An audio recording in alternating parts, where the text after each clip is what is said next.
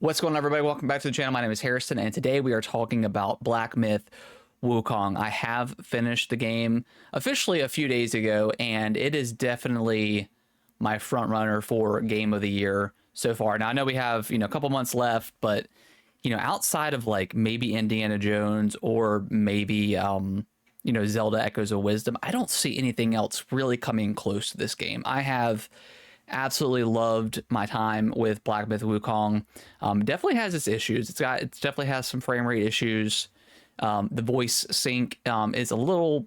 It takes you out of it a little bit for the English voice acting. They don't line up the mouth movements correctly, so it takes you out of the experience just a little bit. But it's not a huge deal. But everything else about the game, I absolutely love. I love the exploration. I love the combat. I like the Souls-like elements of the game. There's people that's either say it's completely not a Souls game, and people that say it is. I definitely think it's a blend. It's a blend of like a 3D action game, kind of God of War, the new God of War 2018 and Ragnarok meets a Souls game. It's got all the Souls elements that you known to expect. You have your intricate level designs where you come, the paths kind of cross over and come back in on themselves, unlocking shortcuts.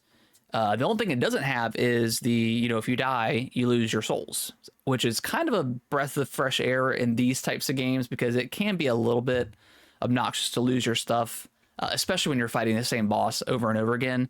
But yeah, this game is absolutely incredible. If you're on the fence about it, and you like action games, if you like a challenge, if you like Souls games, I would say definitely pick it up on the PC or PS5 where I played it. Now, that being said, the game, it's been a weird launch for the game. It's been, everything surrounding the game has been very, very strange. You had the IGN article. They talked about the misogyny and sexism and stuff like that from Game Science. Whether or not it was translated correctly, I'm not 100% sure. I never actually read that article because I quite frankly I don't care. At the end of the day, there's going to be good people and bad people that work at game studios, and not everybody that works on a game is going to be perfect. I just want to play the game, and if the game's good, then that's all I really need. Now, if a studio has those issues and they make the correction, they fire those people, that's awesome. But at the end of the day, if the game's good, I'm probably gonna play it. There may be some games where I may boycott, but I'd rather just play the game at the end of the day. So yeah, that was a weird thing. But on the same side, you've got, IGN that kind of chastised Game Science, and then they turn around and, write all these articles about how to beat the game and walkthroughs and stuff. So it's like, you got to pick a side. You can't stay gray. If you're going to come out and kind of deem these developers as misogynistic and stuff like that, it's like, but then you turn around and you're still talking about the game because the game is massive. I think today it was reported that it sold 18 million units across, PC and PlayStation 5. That's huge. This is kind of like this year's Baldur's Gate 3, like kind of seemingly out of nowhere. I guess not out of nowhere. It was obviously like a pretty well-known game, but like it just blew up incredibly well and incredibly fast. So that's awesome. It's like broke Steam records for concurrent players for single player games. It's been crazy. But oddly enough, like I don't know what the vibe is and why the vibe around this game with, I'm not going to call anybody out or specifically talk about anybody, but like game journalists seem to not like this game. And I'm not quite sure why. Again, it could be the misogyny thing. There was, and I don't really know who got this memo, but it wasn't sent to reviewers, but there was a case where I guess it was some streamers got this message from Game Science or the publisher saying they couldn't talk about politics or COVID or anything like that. It was very strange. I'm not exactly sure who got that, but that was the report that came out. So again, a lot of stuff just very weird surrounding this game.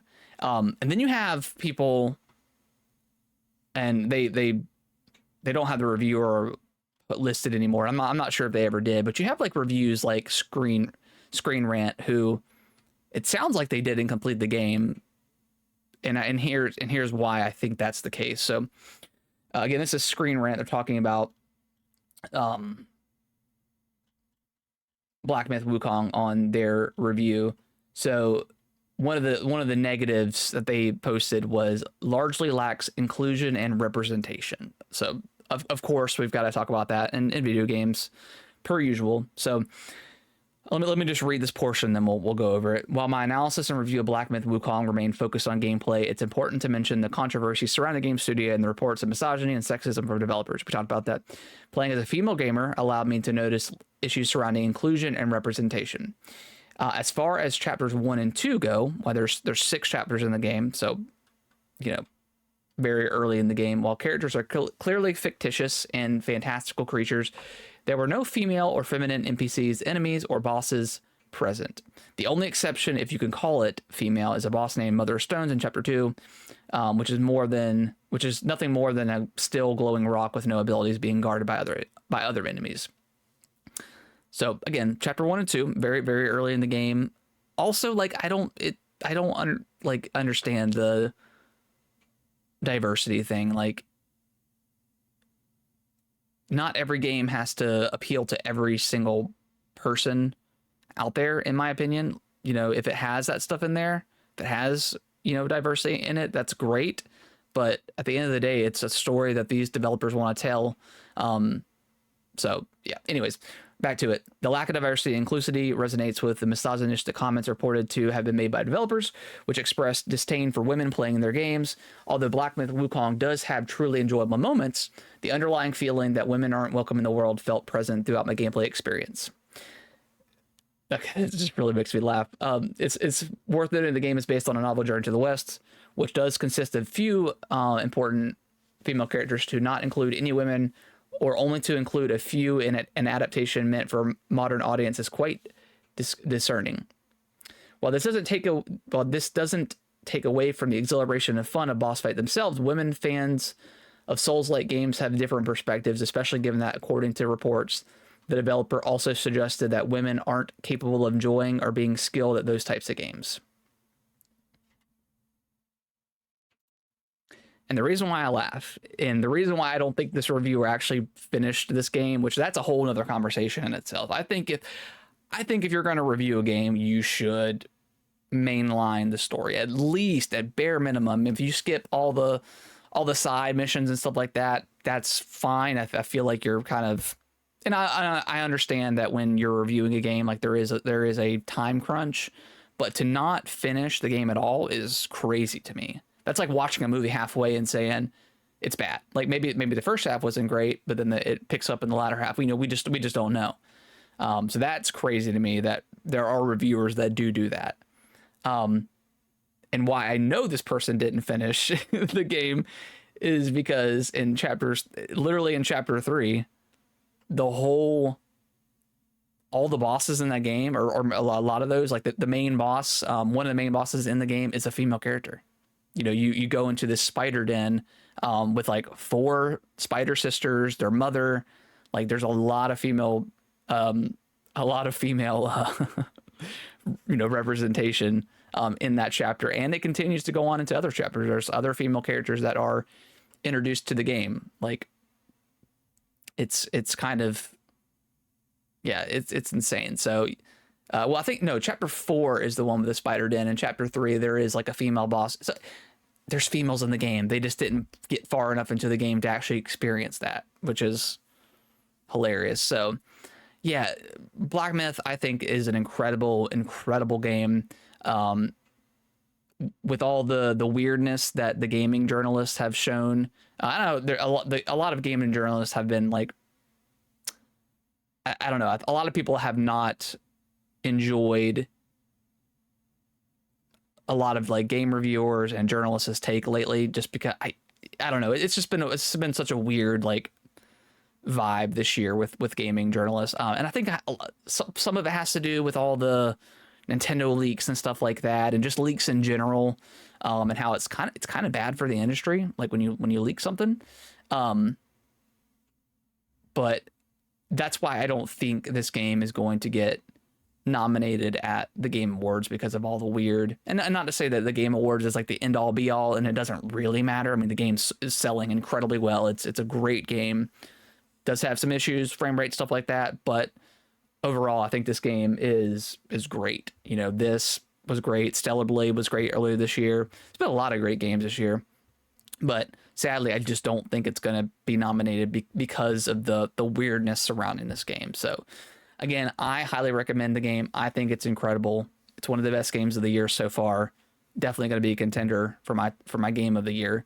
So yeah, let me know in the comments below. Have you guys played Black Myth? Do you enjoy it? Do you not enjoy it? Are you waiting for the Xbox version, which IGN also came out and reported today that there was like a secret exclusivity deal with Black Myth with PlayStation, which is kind of bullshit in my opinion. But PlayStation, you know, they are the king of exclusives, so they will try to get an exclusive whatever way they can. I think exclusives for third-party games is kind of silly at this point, but you know, people love their exclusives, so it is what it is. So yeah, let me know in the comments below, and I'll see you guys in the next video. Thank y'all so much for watching this video. I really appreciate it. Consider subscribing to the channel. I'll let YouTube algorithm pick one of my videos below for you guys to watch. Give it a click, and I hope you enjoy, and I will see you in the next video.